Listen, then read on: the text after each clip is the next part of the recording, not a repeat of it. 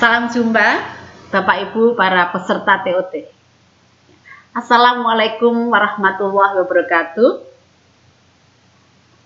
Perkenalkan dulu dengan saya Ibu Hartini, Widyaswara Ahli Utama dari BPSDM Kementerian Dalam Negeri. Akan melanjutkan apa yang telah disampaikan oleh rekan saya terkait dengan proses dengan pembelajaran orang dewasa. Dengan pembelajaran orang dewasa, yang mana rekan saya sudah menjelaskan dulu terkait dengan konsep dan filosofi pendidikan orang dewasa, atau pembelajaran orang dewasa, yang mana beliau sudah sampaikan, saya rasa agak detail juga, terkait dengan bagaimana beliau membandingkan antara pedagogi dengan andragogi, bahkan beliau juga sudah menyampaikan terkait dengan heitagogi. Jadi ini saya rasa sudah cukup lengkap, Kemudian secara mendalam beliau juga sudah sampaikan, mengapa mesti begitu pedagogi atau heitagogi, Nah, di sini memang orang dewasa yang menjadi peserta pelatihan kita, ini adalah berbeda dengan warga belajar di pendidikan sekolah, atau yang ini memang paradigma kita, karena kita menjadi objek dari pedagogi.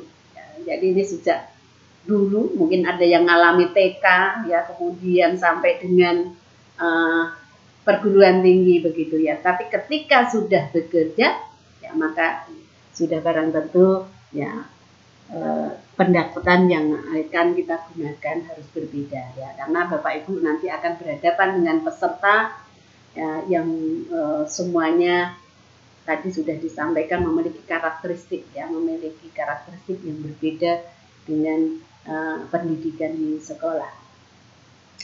Kemudian apapun itu, maka yang harus kita beri penekanan adalah bahwa harus terjadi yang namanya proses belajar. Jadi proses belajar harus terjadi, gitu ya. Proses belajar harus terjadi. Apa itu? Bahwa belajar adalah proses transformasi. Transform. Bagaimana existing behavior, bagaimana perilaku saat ini itu nanti akan bertransformasi menjadi new behavior, menjadi perilaku baru. Ini sangat penting.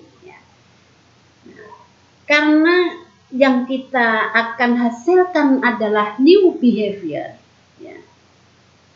transform existing behavior menjadi new behavior, maka tantangannya menjadi tidak sederhana. Ini yang biasa Bapak Ibu, paket-paket pembelajaran yang biasa memang seringkali yang kita lakukan adalah bagaimana teacher center activity of learning, itu sering kita lakukan, Bagaimana dari jam 8 sampai jam 4 kita ceramah terus, ceramah panjang gitu. Jadi long lecture, dari jam 8 sampai jam 4. Sehingga ini sudah barang itu tidak mungkin dengan ceramah itu akan menghasilkan perubahan perilaku. Karena kalau menurut Konghucu, ini filosofis belajar yang paling tua, Jadi saya dengar, saya lupa. Sehingga kalau Bapak Ibu ceramah, maka hasilnya wasted, tidak ada hasilnya karena lupa pasti. Tidak banyak yang bisa kita harapkan dari belajar dengar. I heard, I forget. I heard, I forget. Saya dengar, saya lupa. Tapi kalau saya lihat, saya ingat. Ini tingkatan yang lebih tinggi lagi ya. I see, ya. I remember. Ya. I see, I remember. Kemudian ya kalau saya kerjakan maka saya bisa ya. Karena saya paham ya. Saya kerjakan, saya paham. I do, I understand. Ya. Oke, dan ini sesuai dengan apa tadi ya, prinsip ya hitagogi bahwa hasil belajar yang akan kita capai ya ini adalah akan menghasilkan produk. Ya, ketika akan menghasilkan produk maka harus melakukan. Ya.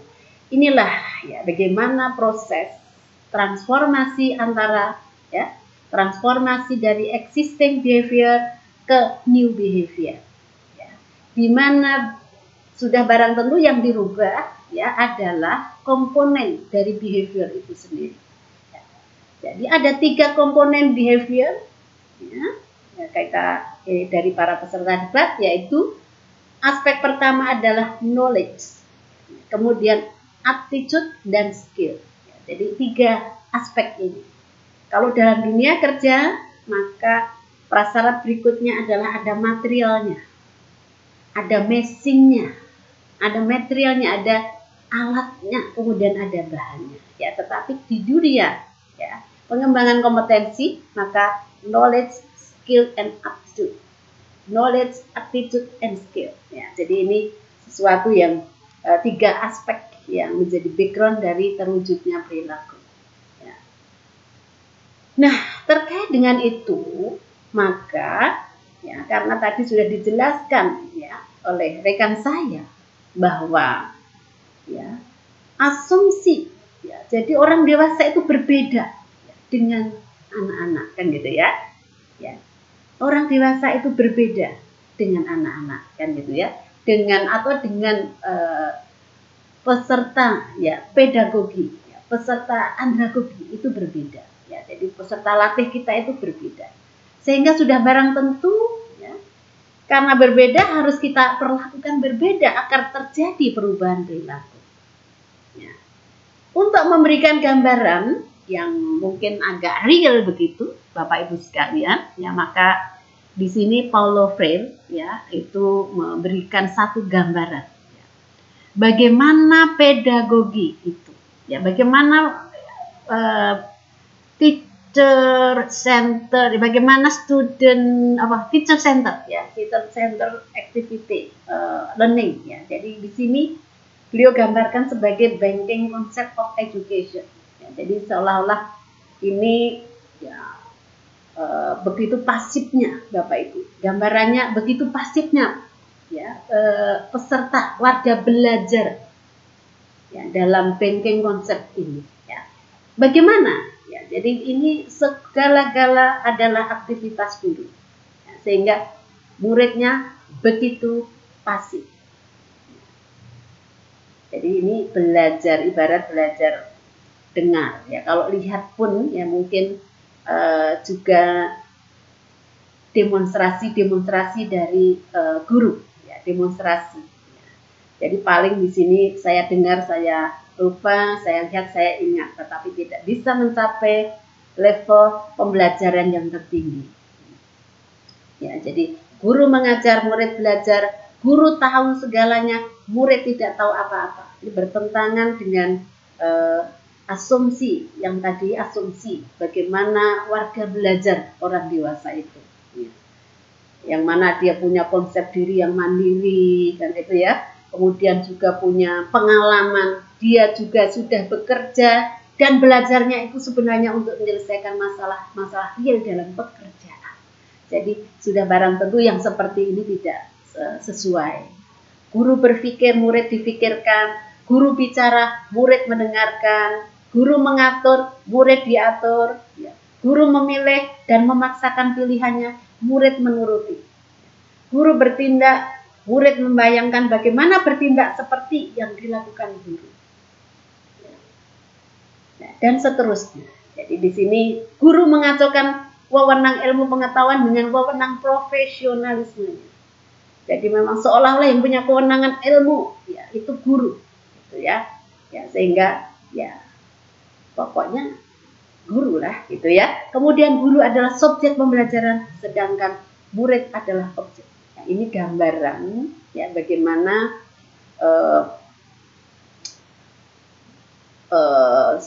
teacher center activity of learning itu terjadi.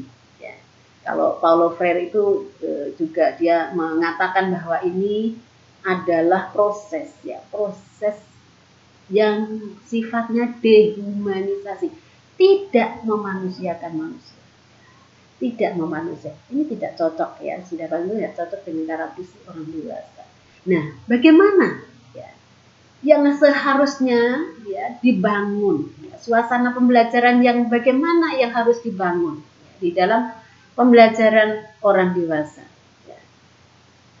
Yaitu yang pertama adalah bahwa ya, dalam pembelajaran orang dewasa ya, suasananya harus dibangun ya sebagai kumpulan manusia aktif ya, jadi kalau dalam konsep ya learning by doing, learning experience learning ya, semua ini adalah bahwa semakin sibuk peserta maka semakin dia akan mendapatkan knowledge, skill, and attitude.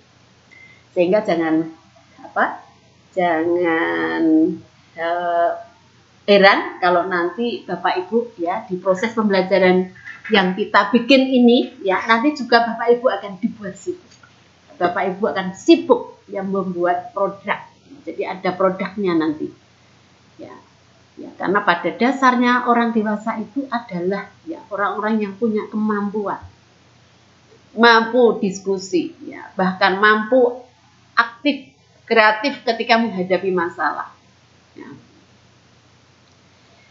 Sehingga di sini ya bahwa dalam proses pembelajaran karena orang dewasa ini merupakan kumpulan manusia aktif ya, dan sesungguhnya ya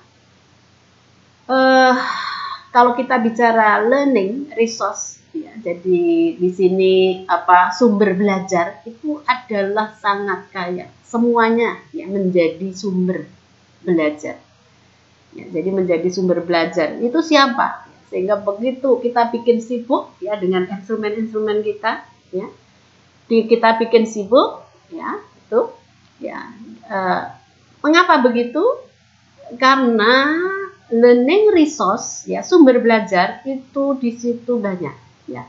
Fasilitatornya juga learning resource. Ya. Kemudian antar peserta itu sendiri, semua peserta punya pengalaman. Kemudian juga resource sekarang tidak ya sebegitu sangat luas terbukanya, apapun ada, apa yang tidak ada yang bisa diakses di internet. Ya, jadi sumber-sumber ya, belajar atau learning resource pun bisa. Ya, nanti kita lakukan satu proses konektivitas begitu ya dengan dunia maya ya dengan dunia maya. Ya, bahkan di kelas pun ya ketika kita melakukan suatu proses pembelajaran kita bisa menghadirkan narasumber di kelas itu. Ya, misalkan siapa ya bupati misalnya bisa kita hadirkan di kelas. Mungkin kalau kita bicara best practice, nah ini juga kita bisa hadirkan ya, bagaimana orang-orang yang sukses di dalam menjalankan tugas-tugas mereka. Kemudian jadi kumpulan semakin aktif, hasil belajarnya semakin optimal. Ya. Kemudian yang berikutnya adalah suasana hormat menghormati. Ya, hormat menghormati ini penting. Ya. Jadi tidak menutup kemungkinan orang dewasa adalah sosok yang mandiri, ya, kemudian sudah punya pengalaman, sudah punya pekerjaan gitu ya. Jadi ya ini juga akan mempengaruhi ya terhadap diri mereka ya. Kemudian pasti ya mereka di dalam proses pembelajaran itu punya pendapat ya, punya pendapat ya. karena punya pendapat, sudah punya ilmu, begitu sudah punya macam-macam itu knowledge, skill, attitude ya ini, maka dia juga senang sekali kalau mendapatkan penghormatan. Jadi itu ya. Kemudian kalau ada pendapat-pendapat, ada pengalaman-pengalaman ya yang disampaikan, ini perlu ya juga diapresiasi, ya dihormati. Kemudian mereka juga senang diajak berpikir, ya senang diajak berpikir. Ya kemudian kalau kita manggil pun, ya Bapak Ibu ini penting juga ya. Ketika kita manggil, ya ini salah satu contohnya bagaimana kita panggillah dia Bapak, kita panggil Ibu, ya, kita hormati, kemudian saling harga menghargai, gitu. Ya karena kita sadar betul bahwa orang dewasa itu masing-masing ya ini kadang-kadang juga punya subjektivitas. Kemudian juga punya pendapat yang unik, kadang-kadang unik juga ya. Kemudian juga kadang-kadang ya pendapatnya juga masih belum betul gitu ya, masih salah ya, atau juga sudah benar. Di sini tetap ya perlu kita hargai ya. Jadi ini dia tidak sedang disalahkan ya. Kalau punya pendapat tidak senang untuk disalahkan. Kemudian suasana saling percaya, ini juga penting. Ya. Jadi saling percaya ini harus dibangun ya antar pengajar, antar fasilitator, mentor. Mungkin di sini tidak hanya fasilitator, tapi mungkin mentor dan coach ya. Jadi ini penting ya, saling percaya. Ya. Kemudian suasana penemuan diri. Penemuan diri tentang apa? Proses penemuan kebutuhannya. Jadi penemuan kebutuhannya. Dan juga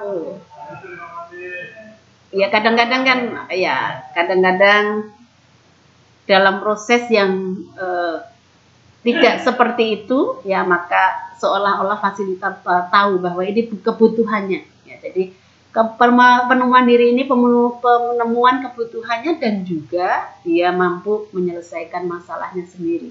Suasana yang seperti itu perlu dibangun di dalam kelas. Kemudian suasana keterbukaan. Jadi keterbukaan untuk apa? Untuk mengungkapkan diri.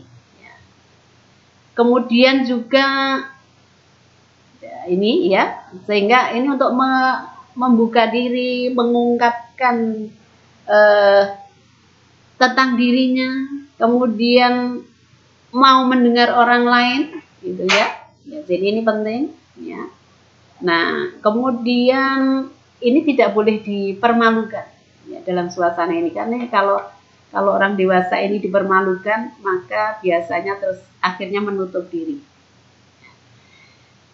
Nah, agar terjadi suasana keterbukaan, orang mau berpendapat, mau mendengarkan orang lain, ya ini kalau suasana kelas ya besar, ini tidak bisa ya secara merata memberi kesempatan ya untuk suasana ini. Ya, kadang-kadang kita sampai bentuk kelompok, ya kadang-kadang kelompoknya sampai kelompok yang per group ya. Ya, jadi per group itu kelompok dua orang sehingga yang mau nggak mau harus ngomong. Ini untuk melatih keterbukaan mereka. Ya. Kemudian suasana tidak mengancam begitu. Ya, jadi di sini boleh berbeda. Ya, jadi boleh berbeda di antara peserta. Suasana yang kita bangun harus begitu. Ya, tidak suasana yang harus seragam. Ya, atau berbeda boleh. Membuat salah juga boleh. Ya, jadi buat salah pun boleh di dalam proses pembelajaran. Jadi ini inilah ya, jadi ada perasaan merdeka di sini sehingga akan kreativitasnya juga akan berkembang. Kemudian yang berikutnya adalah suasana mengakui kekhasan pribadi, ya. Jadi di sini masing-masing orang itu punya kekhasan. Ya. Punya perasaan, pikiran yang khas, yang beda ya dibanding dengan orang lain. Kecerdasannya juga beda-beda. Ya, jadi kalau kita mungkin belajar multi enrichen gitu ya, multi intelijen, kecerdasan yang majemuk itu, maka setiap orang itu ternyata beda-beda ini juga ya. Kemudian juga bagaimana style gaya belajar ya, ini berbeda-beda juga ya. Maka di sini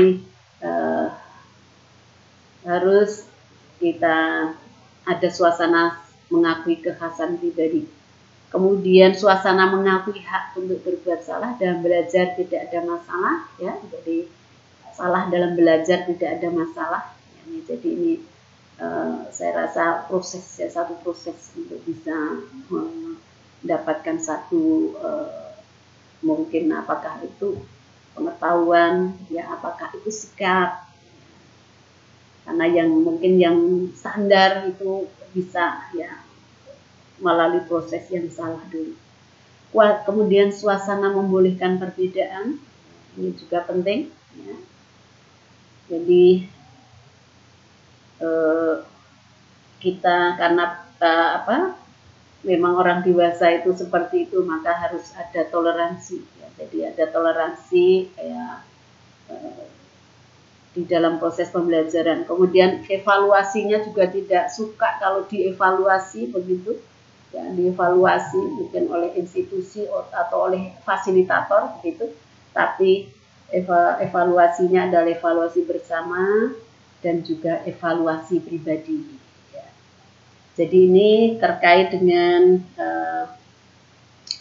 tadi suasana pembelajaran orang dewasa yang ini ya sebagai prasyarat untuk terjadinya behavior transformation yang tadi ya, melalui proses pengubahan knowledge-nya, skill-nya, and attitude-nya ya, maka ini yang harus diciptakan dalam suasana pembelajaran ya. Oke, ya saya rasa ya ini ya. Nah, kemudian yang berikutnya adalah terkait dengan prinsip-prinsip belajar orang dewasa. Jadi agar terjadi proses belajar tadi ya transform ya atau behavior transformation tadi, maka ini juga harus tercipta di dalam proses pembelajaran. Yang pertama apa? Yang pertama adalah readiness, kesiapan. Ya, jadi ibarat mau menuangkan air di dalam gelas, maka gelas itu harus siap, harus kita kosongkan ya, kita ini dulu ya, kita bersihkan, kita ini siap ya. Makanya seringkali kalau teman-teman di BPSDM itu ada building learning commitment, ini sebenarnya climate setting, jadi menyeting suasana belajar di sini biar peserta itu siap untuk belajar ya. Kemudian yang berikutnya adalah sequencing, bertahap, sehingga tahapan-tahapan pembelajaran ini harus disusun sedemikian rupa ya. Jadi mulai dari pembukaan, isi, penutup ya, kemudian juga terkait dengan substansi juga harus ditata secara bertahap ya.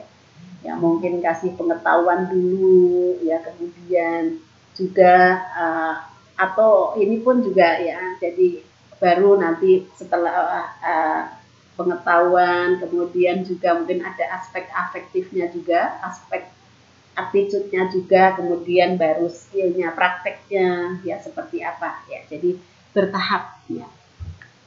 Kemudian juga pemahaman, understanding ya. Jadi jangan hanya diberikan kulitnya gitu, tapi sampai dia paham betul, dan harus ada check and recheck gitu ya.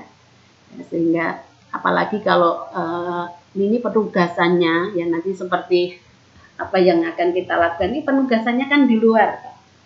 Jadi tindak lanjut setelah diklat selesai kelas selesai dilanjutkan dengan membuat produk. Nah, maka ini harus pasti understanding ya, harus ya, jadi harus dibikin paham. Kemudian yang berikutnya adalah participation, peran serta. Jadi untuk bisa terjadinya transform, maka di sini harus aktif, participatory learning ya.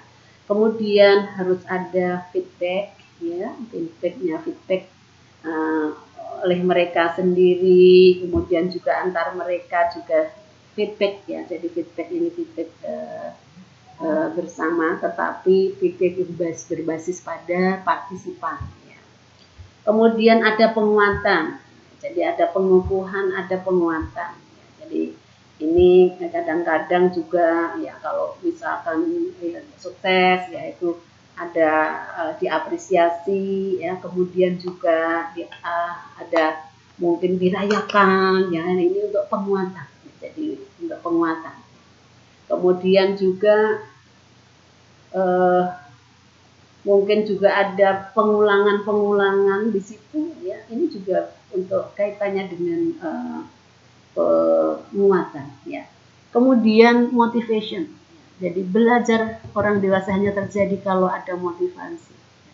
Ada motivasi kalau sesuai dengan kebutuhan, kalau sesuai dengan asumsi dasarnya tadi ya, asumsi dasarnya ya gitu ya. Jadi kalau ini Anda manfaatnya udah pasti ya, maka dari awal ini juga sudah bagaimana dilakukan proses ya. Jadi sejak building learning komitmen ini sudah dilakukan satu proses proses untuk ya mengkaitkan antara apa yang akan dilakukan ini dengan kebutuhan para peserta, membangun awareness ya, kesadaran ya bahwa dengan belajar inilah maka permasalahan unit kerja akan bisa teratasi. Nah, ini saya rasa sangat bagus.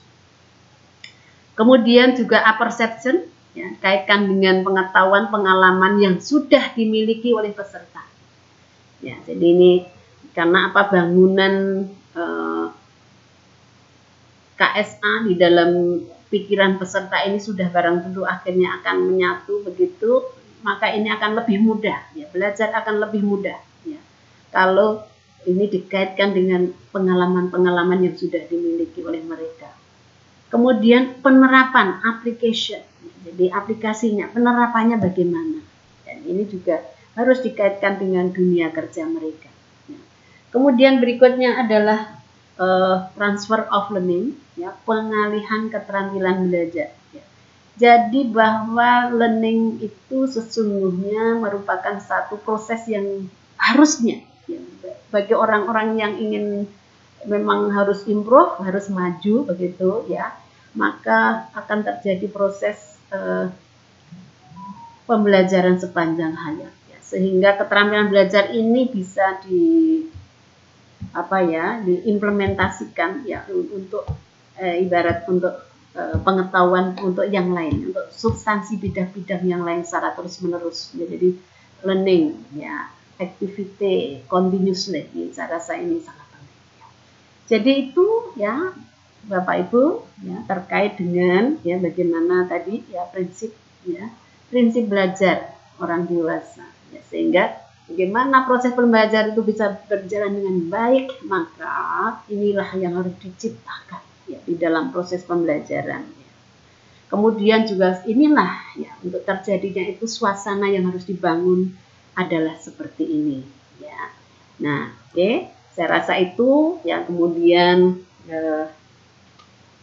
selamat ya, jadi selamat belajar ya, mudah-mudahan apa yang saya sampaikan ini bermanfaat ya untuk Bapak dan Ibu semua.